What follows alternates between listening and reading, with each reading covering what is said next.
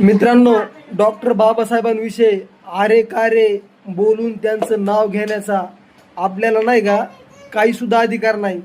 कारण डॉक्टर बाबासाहेब आंबेडकरांनी आपल्या 14 कोटी दीनदलित बांधवांचं आणि अख्ख्या भारतीयांचं आयुष्य आहे ना ते घडवलेलं आहे. त्याच्यामुळं डॉक्टर बाबासाहेब आंबेडकरांचं नाव हे आपण सन्मानानं घ्यायला पाहिजे. आपल्याला जन्म दिलेल्या बापाचं नाव आपण कधी आरेकारे घेतो का? नाही का? आपल्याला माहीत आहे बाप आहे म्हणून आरेकार बोलणं बरोबर नाही. मग ज्यानं तुम्हाला जगायला शिकविलं, वागायला शिकविलं, ज्यानं आपण म्हणतो ना खातो तो श्वास आणि घेतो तो श्वास फक्त बाबामुळं. मग मला सांगायचं एवढंच, तुम्ही कितीही मोठे कलाकार असू द्या, तुम्ही कितीही मोठ्या पदावर असू द्या, तुम्हाला डॉक्टर बाबासाहेब आंबेडकरांचं नाव हे सन्मानानंच घ्यावं लागेल. आज आपलं जे काही आहे ते सर्व डॉक्टर बाबासाहेब आंबेडकरांमुळं आहे.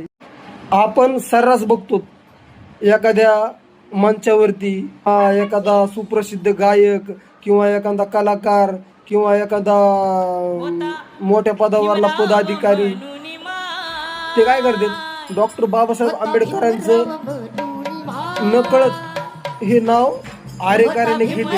याचा अधिकार आपल्याला काहीच नाही. डॉक्टर बाबासाहेब आंबेडकरांचं नाव हे आपण आदरानंच घ्यायला पाहिजे. कशासाठी? तर डॉक्टर बाबासाहेब आंबेडकरांच्या बुटावरची धूळ आहे ना, त्या धुळीवरची बराबरी आपण करू शकत नाहीत. त्याच्यामुळं आदर द्यायचा, आदर. नाही तर होतं गाड्यामध्ये मडक, पाठीला झाडू, आणि रात कुठं होतास? गावाच्या बाहेर. हे विसरू नका. कुणी जर नाव घेत असेल ना अरे कारेनं, तर त्याला सांगायचं, भाऊ तू ज्ञान तिकडे ठुई, तुला जर काही भाषण करायचं असेल तर आधी डॉक्टर बाबासाहेब आंबेडकरांना तू आदरानं त्यांचं नाव घे आणि नंतर तुझं पुढचं भाषण, तुझी काय असेल ती कला ती आम्हाला सांग. विषय पटला तर लाईक करा आणि तुमची कमेंट, तुमचं म्हणणं काय आहे मला सांगा. जय भीम.